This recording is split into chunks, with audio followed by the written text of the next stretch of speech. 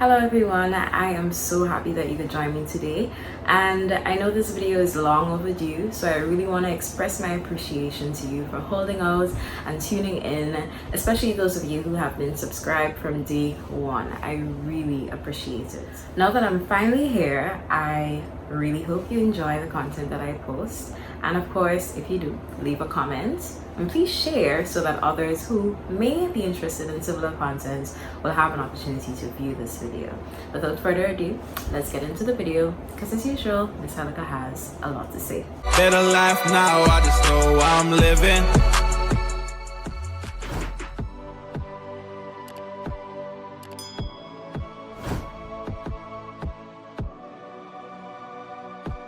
So today's video would take the form of a question and answer, solely for the purpose of you getting to know me. But of course, there would be some questions in there that I would elaborate on, so it may turn out to be a little bit of a story time as well. When I was younger, whatever my parents gave me to wear, that's what I would wear, no questions asked.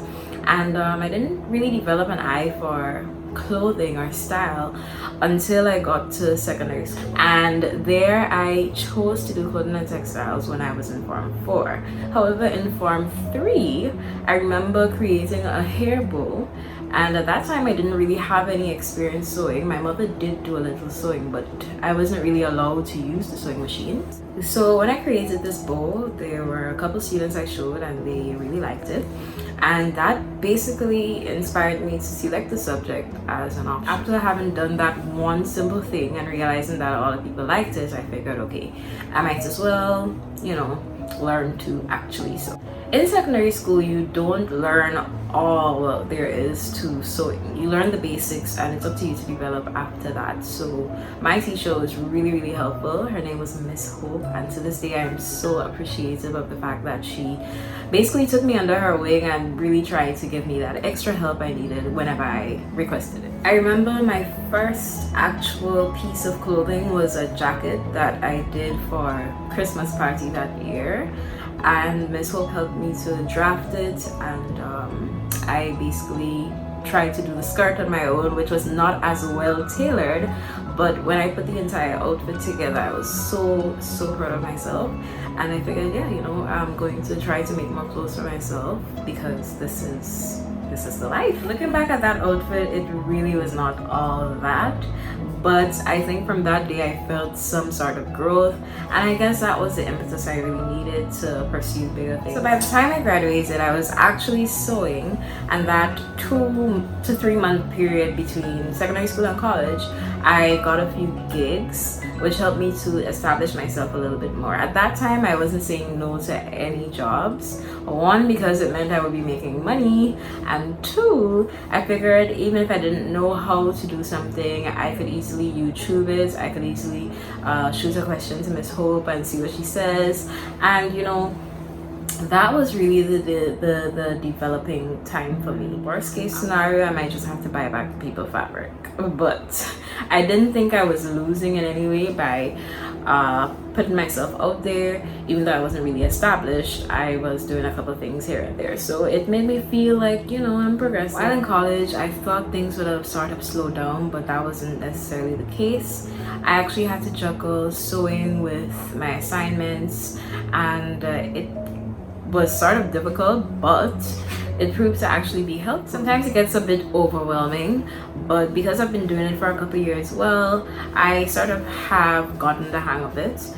Sometimes I'm actually going, and sometimes I even forget to eat, but because I've gotten accustomed to it, it's not really as difficult as it used to seem back in the day. So really and truly, the design inspiration, sewing, learning that craft, learning the skill, developing it, and all of that, it really started in school, and it just developed over a number of years. I've had a lot of dream jobs ever since I was a little girl.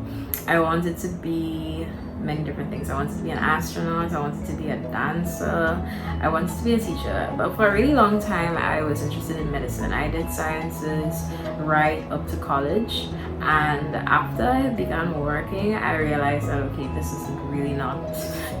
is not my area. I would go to the hospital and I would cry every time. Like I do not do well seeing people suffering.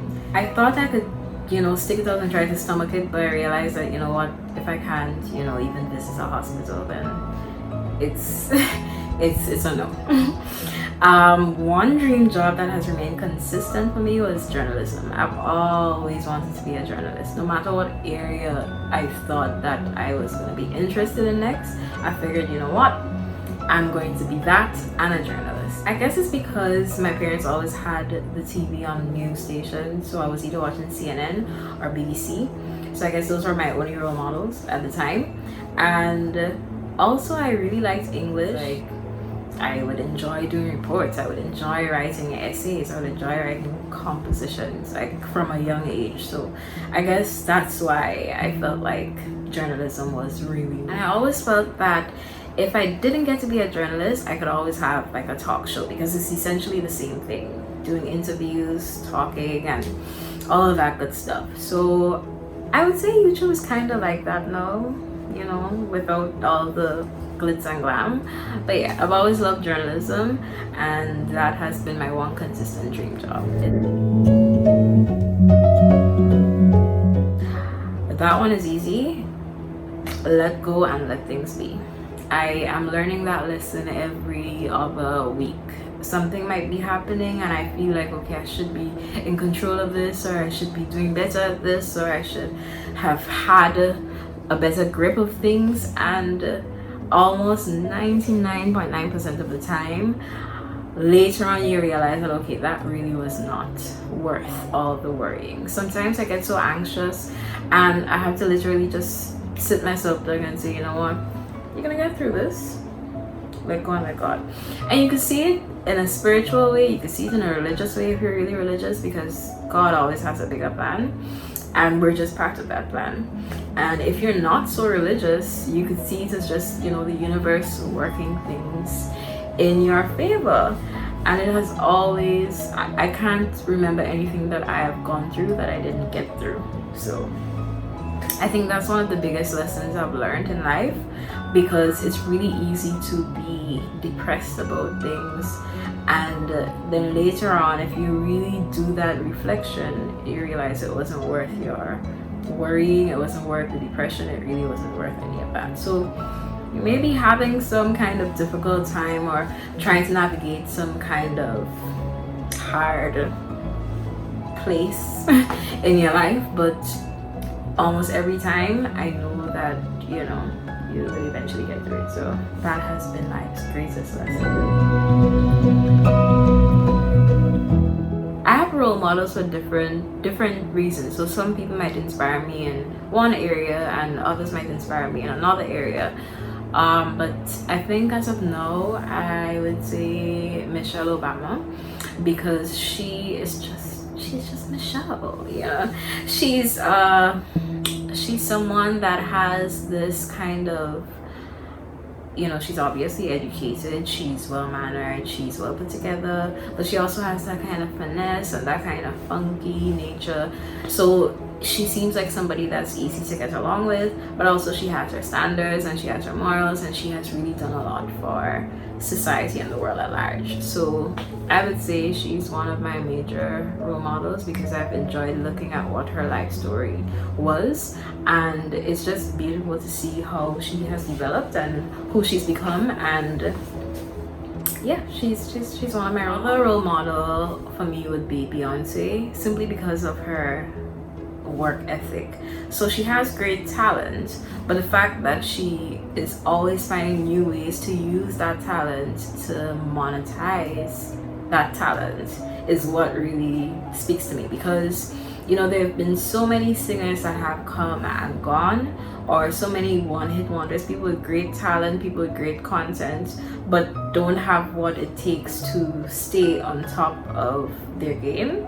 And she's just somebody that has always stayed on top of their game. So I really appreciate that about her, because the music industry is a really volatile industry. So for you to have been on top of things for decades, that's great work ethic.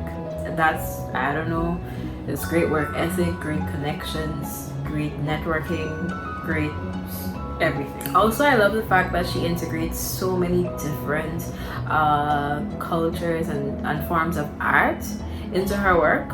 So looking at her music videos or looking at her performances, it's basically just like walking into an art gallery or like just admiring a fashion show. It's really very artistic, and she's just all about the visual appeal. Another major role model of mine is Oprah, because she's somebody that has been in my living room from since a little girl. I don't really follow her up as much now, but I really look up to her because of how she has grown and developed and progressed over the years as well, going from just, you know, working in media to actually owning a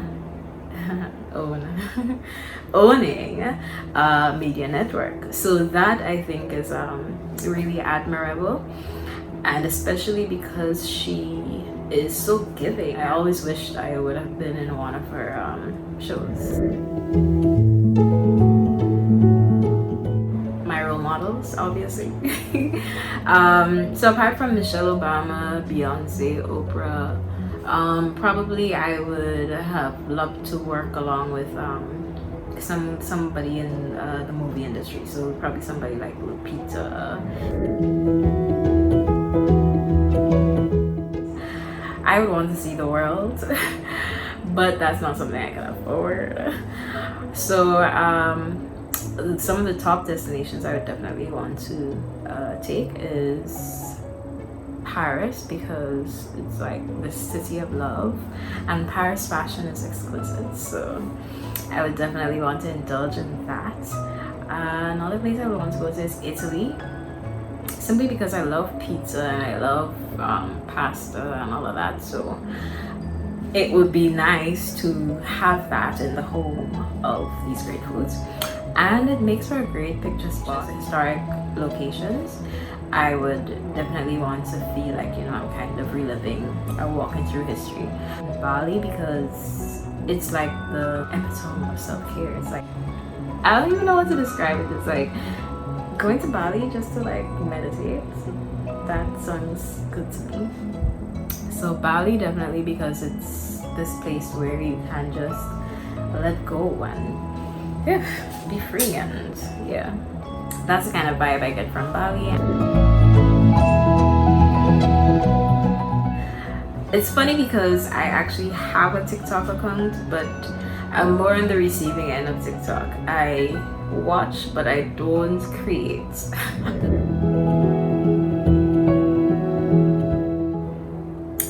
I think that especially in this era, being female it means to be anything, literally anything you want to be, you can be that. And I acknowledge that there was a time when this was not the case. So to be alive in a time when you can literally choose your own path, and being female does not limit you to, you know, pursuing certain careers or having certain goals, it's just phenomenal to see how we've grown as a gender over the years. The only downside for me is menstrual cramps, and that's a biological thing, so I can't change that. But as a female, I am multifaceted. I could be this serious person, I can be a go-getter, I can also choose to be a homemaker, I could choose to be a nurturer, and I could have the best of both worlds. I could choose to be everything. A woman literally can have it all, you know, the career, the home, the family, and all of that. So I think that's the best thing about being female, just the ability to have all of these options and to be able to pursue them all. I wish I had a nickname or alias. I remember, this is so weird, I remember wishing that I had like a different name people would call me by. I don't know why, but I've never really had a nickname. Any short names or so people would have called me. It was just modifications of my full name. So my name is Edriel Helga, so some people call me Edri. That's more like my home name. Some people call me Elle because my sister and I actually started up a small business called Elle. It's no longer called that anymore, but that name stuck for some people. And I guess it's easy to remember. And also at work, my colleagues would call me Helga or Helly. So yeah, all my nicknames have just been modifications of my full name. So it's just been short names, no nicknames. It actually came about when somebody was looking for a design for something, or they just want some advice on completing this look, and they were like, let me see what Miss Helga says. And there it was, Miss Helga says. And I think I live that name daily because usually on a daily basis I always have a lot to see, whether it's to my students or even if it's just to my friends. Like, I'm usually talking. I feel like it works though, because the other option was Miss Helga Sews, and even though I liked it, I felt like it was a bit limiting. Also, I'm not really creative with making up names for anything, so that is as far as I got, and that's where I was stopping. So that brings us to the end of the questions.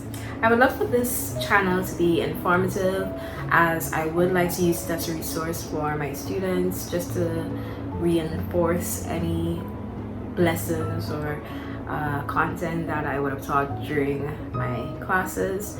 So it may tend to get a bit intense at times, but I do hope to keep it as light as possible so that you could enjoy learning. And if there's anything else that you would like to see, any content that you would be interested in me posting, please let me know in the comments. And if you've gotten this far, you're the real MVP.